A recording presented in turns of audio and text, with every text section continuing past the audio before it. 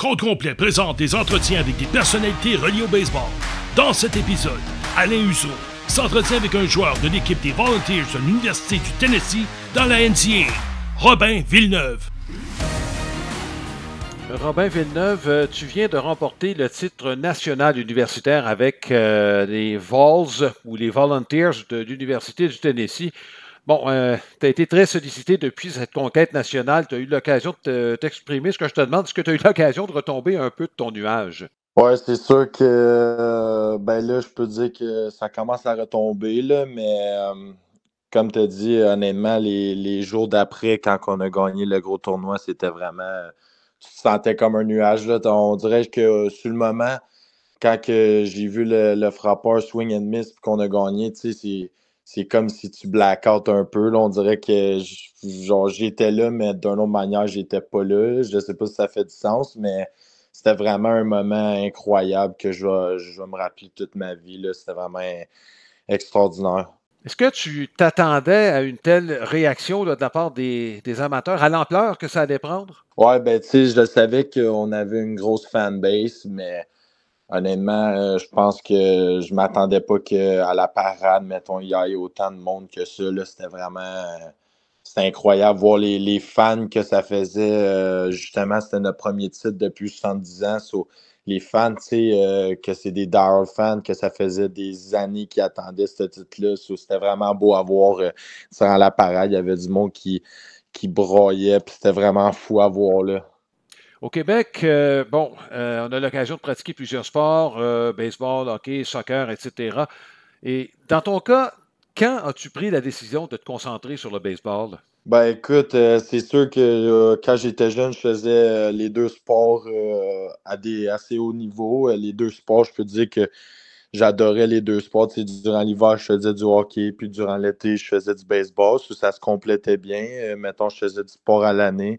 Mais je pense que quand je suis arrivé au secondaire, c'est là que j'ai pris la décision d'aller au sport-études baseball à la place d'aller au sport-études hockey. Je dirais que ma décision de me concentrer plus vers le baseball que le hockey, c'est quand je suis rentré au secondaire.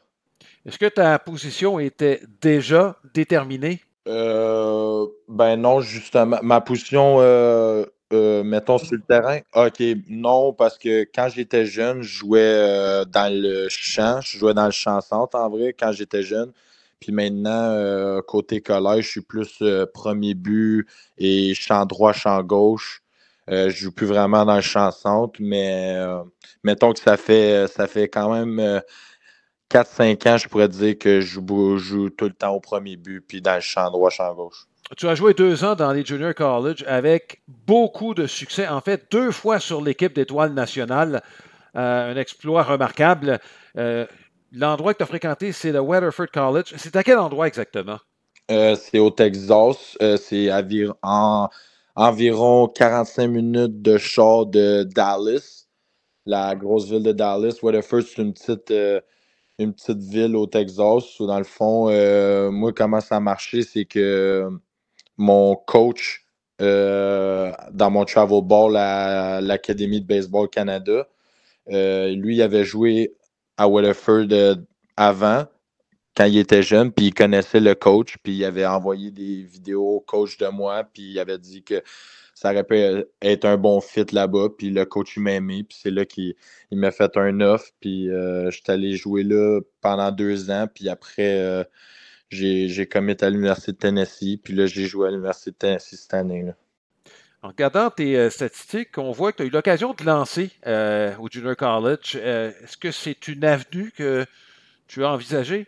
Ben, c'est sûr que, mettons, ma deuxième année au collège, j'ai connu une très bonne année offensivement. Ça, c'est sûr que cette année-là, j'étais plus concentré côté offensif que lanceur, mettons.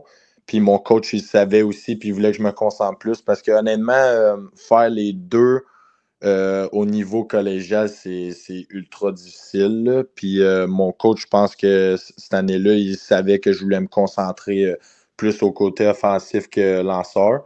Donc, cette année-là, j'avais lancé un peu, mais je peux dire que c'est cette année-là que j'ai commencé à moins lancer puis plus me concentrer au côté offensif. As-tu une idée de la vélocité de tes tirs? Ben là, ça fait longtemps que je n'ai pas lancé, mais mettons, je pense que le plus haut que j'ai lancé, c'est 91 000 à l'heure environ à Weatherford que j'avais lancé ça. Mais moi, j'étais un lanceur gaucher. J'étais plus un lanceur de balles d'effet que de balles rapides côté collégial. C'est sûr que quand j'étais jeune, j'étais plus un lanceur de balles rapides. Mais quand j'ai commencé à aller au collège, c'est là que j'ai devenu plus un lanceur de balles d'effet. Il y a toujours une demande pour les lanceurs gauchers. Écoute, tu as eu de bonnes statistiques cette année avec l'Université du Tennessee. On parle d'une moyenne de puissance de plus de 500. Par contre, tu n'as pas joué autant que tu l'aurais voulu. Parle-moi un petit peu de comment ça s'est passé là, pour toi. Ben, c'est sûr que quand j'ai pris ma décision de venir à l'Université de Tennessee, mettons que je m'attendais à avoir un rôle un petit peu plus important dans l'équipe.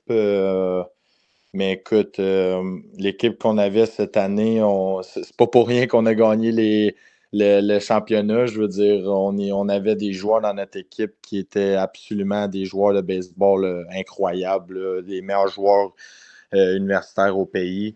Euh, Moi, personnellement, j'étais un premier but, puis le gars qui joue au premier but, c'est lui qui a fini First Team All-American. So, c'était lui qui a connu la meilleure saison en tant que joueur de ma position. So, c'est sûr que c'était vraiment difficile de faire le line-up quand le gars en avant de toi, c'est le meilleur de la position au pays.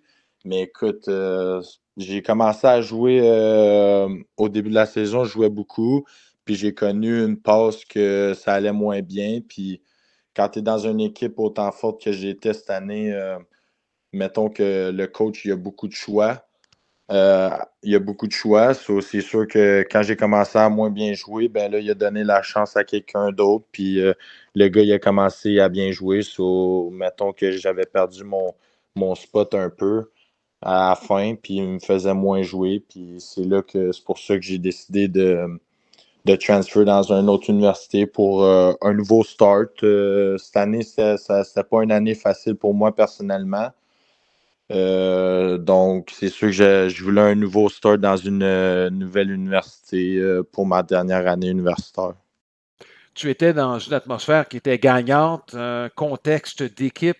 Et de ton côté, comment tu réussis quand même à trouver ton compte là-dedans? Ben, c'est sûr que au début, quand j'ai commencé à jouer sur le banc, pour moi, c'était tout nouveau de jouer sur le banc. So, c'était vraiment quelque chose qu'il fallait que je m'adapte.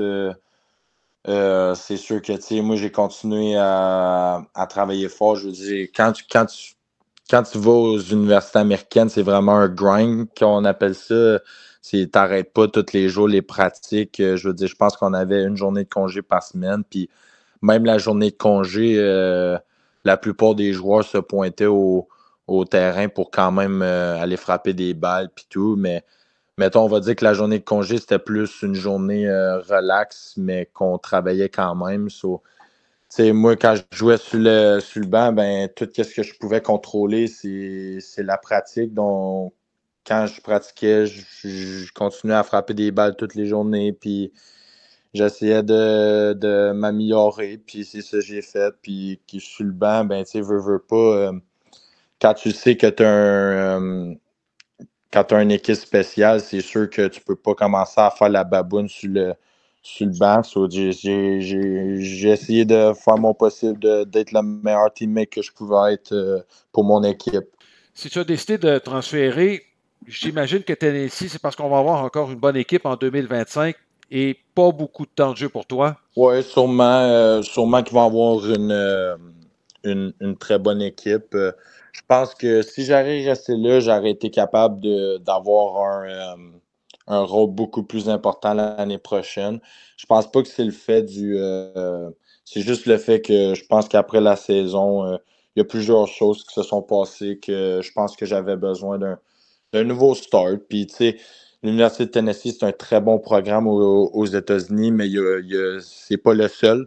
Il y a beaucoup de programmes qui c'est des très bons programmes. Puis le programme que j'ai décidé de m'en aller pour l'année prochaine, c'est un excellent programme aussi, très bien réputé. Puis c'est ça, j'ai décidé de prendre cette décision-là avec ma famille. Tu es en processus de transfert depuis un certain temps avec des visites sur différents campus. Dépendant des années, il peut y avoir des restrictions quant au nombre de visites. Est-ce que c'est le cas pour toi également? Euh, Honnêtement, c'est une bonne question. Je ne suis pas trop sûr. Je sais que moi, j'en ai fait deux personnellement parce que j'avais deux universités qui m'intéressaient beaucoup, en tout cas, qui m'intéressaient plus que les autres universités. Puis c'est ça, moi j'en ai juste fait deux. Je ne sais pas s'il y a un nombre limité, mais moi j'étais allé voir l'université de Texas Tech au Texas et l'université d'Arizona State en Arizona. Est-ce qu'on est prêt de prendre une décision? Non, justement, ma décision est déjà prise. J'ai pris ma décision. J'ai fait un petit post sur les réseaux sociaux comme quoi que l'année prochaine, je vais décider de retourner au Texas et aller jouer avec l'université de Texas Tech. On se parlait, tu as joué à Weatherford, c'est au Texas au cours de tes 2 années dans les Junior College. Y a-t-il un lien avec ta décision finale? Ben, c'est sûr qu'il y a un petit lien. Le coach de Texas Tech, j'ai joué avec son fils. Le coach, il me connaît très bien. Il m'a vu jouer à Weatherford quite a bit, comme qu'on pourrait dire. Puis il m'aimait beaucoup. L'intérêt était là. Puis je pense que quand je suis allé visiter la place, je me suis senti comme ça pourrait être une très bonne place pour moi. Puis je me suis senti bien là, aller là-bas. Y a-t-il des Québécois au sein de l'équipe? Je suis pas trop sûr. Je pense pas, honnêtement. Et il n'y en avait pas auparavant avec qui tu aurais pu parler, là. Non, non, il n'y a pas d'autres Québécois. Ce processus de transfert, c'est une expérience de vie. C'est un moment où tu dois prendre des décisions qui sont extrêmement importantes pour ton avenir, pas seulement professionnel, sportive, mais personnel. Raconte-nous un peu comment ça se vit. Ah oui, c'est des décisions très importantes. C'est pour ça que je voulais vraiment prendre le temps de aller visiter le campus des deux universités, rencontrer le coaching staff, tu sais, vraiment avoir comment dire, une discussion avec les entraîneurs-chefs, juste voir c'est quoi leur mentalité, c'est quoi qu'ils recherchent dans un joueur pour leur programme, c'est quoi leur culture. C'est vraiment, je voulais vraiment faire sûr de bien connaître les deux programmes avant de prendre ma décision parce que c'est une décision très importante pour ma carrière de baseball. Est-ce que tu seras actif dans les ligues collégiales cet été? Oui, je m'en vais jouer. Je prends l'avion lundi pour aller jouer dans la Cape Cod League. Je vais sûrement aller jouer là pour le restant de l'été après à la fin de l'été. Je vais m'en aller à mon université Texas Tech. La Ligue Cape Cod, c'est une des plus relevées aux États-Unis. Ça veut dire que ta cote est quand même très bonne au sein de plusieurs dirigeants, recruteurs. Et c'est pas ta première expérience dans les ligues d'été. D'ailleurs, tu avais eu beaucoup de succès dans l'Ouest il y a 2 ans à peine. Oui, c'est dans le même état d'esprit. Les étés passés, j'avais joué dans une autre ligue, dans la West Coast League. Ça, c'est plus en Oregon et à Washington, puis il y a des équipes du Canada. Mais c'est ça, c'est la première fois que je m'en vais jouer dans Cape Cod League. Je suis vraiment excité. J'ai hâte d'aller jouer là. Le calibre est très haut, puis ça va être le fun. On le voit, il y a de plus en plus de Québécois là, qui passent par les universités américaines. Ça démontre la qualité de la formation qu'on retrouve ici. Tu as été en mesure de comparer avec ce que tu as vécu aux États-Unis. Oui, 100%. C'est sûr que mes coachs au sport-études qui m'ont coaché pendant 5 ans, ils ont eu, euh, ils ont eu un gros impact sur mon développement, bien sûr. Sinon aussi, les coachs à l'Académique Baseball Canada, ils ont eu un très gros impact sur moi. Je pense que en termes de coaching, j'ai eu la chance de jouer pour beaucoup de très bons coachs qui ont aidé à mon développement et Qui t'a marqué le plus dans cette formation? je dirais que, mettons, eux qui m'ont marqué le plus, je dirais que Sébastien Boucher m'a marqué beaucoup au sport-études. Je dirais que le coach de Team Canada, Greg Hamilton, m'a marqué beaucoup. Aussi, mon coach d'été dans la West Coast League la première année, Cole Armstrong, m'a marqué beaucoup. Je dirais que c'est des coachs qui m'ont marqué beaucoup. Obviously, mon coach à Weatherford m'a marqué beaucoup. Stéphane Petronzio qui s'occupe du sport et du baseball au Gatineau. C'est sûr qu'il y a eu un très gros impact dans mon développement. Veux pas, j'ai été dans son programme pendant 5 années. Ça, c'est sûr que il m'a marqué beaucoup, mais je dirais que c'est pas mal ces coachs-là qui m'ont marqué le plus dans ma carrière. Merci beaucoup, Robin Villeneuve, et bonne chance pour la suite. Merci, pas trop.